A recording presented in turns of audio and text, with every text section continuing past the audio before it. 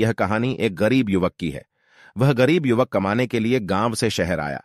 कुछ समय बाद उसको अच्छी नौकरी मिल गई। इसी दौरान उसके कई भी दोस्त बन गए। इनमें से एक दोस्त का घर रास्ते में ही पाड़ीडहता था।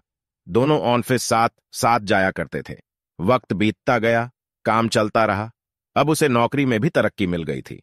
तनख्वाह भी अच्छी खासी हो गई थी। वह बहुत खुश था। आज उसका जन्मदिन है। वह आज बहुत प्रसन्न है। ऑफिस में लोगों ने जन्मदिन की बधाइयां दी। शाम को ऑफिस से छूटते ही अपने दोस्तों को साथ ले शहर के एक बड़े होटल में जबरदस्त पार्टी की। पार्टी समाप्त होते ही सारे दोस्त अपने अपने घर चले गए। वह गरीब युवक यहां आकर इतना घुल मिल गया कि उसे अपने माँ बाप भाई बहन का जरा भी ख्याल नहीं आया। गांव में माँ बाप ने अपने बेटे के लिए मंदिर जाकर पूजा की। ईश्वर से अपने बेटे की लंबी उम्र की कामना की। उसके घर वाले वहां उस पर आस लगाए बैठे थे कि शहर से उनका बेटा आएगा तो सब मुश्किल हल हो जाएगी। लेकिन वह सब भूल गया था। उसे दोस्तों के साथ घूमना, पार्टी करना, फोन पर बातें करना, यह करने के लिए उसे समय था। लेकिन अपने घर वालों की ओर कभी ध्यान ज्ञान ही नहीं गया।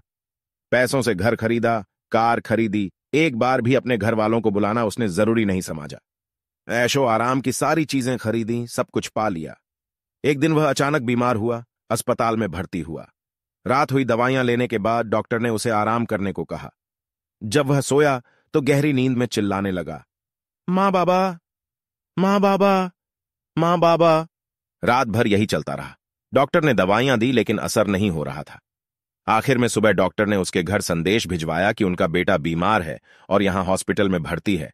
माँ बाप को जैसे ही पता चला वे भागे चले आए। मां ने बेटे को देखते ही अपने सीने से लगाया। उनको देखते ही उसके स्वास्थ्य में बहुत सुधार हुआ। डॉक्टर ने उसे उसी दिन अस्पताल से घर भेज दिया, मानो मां बाप उसके लिए दवाइयां बनकर आए थे। उसने पैसों से दुनिया की सारी चीजें खरीदी। पैसों से दोस्त, डॉक्टर, नर्स, दवाइयां, सब कुछ उसने पा लिया। सब कुछ मिला, लेकिन मां बाप नहीं।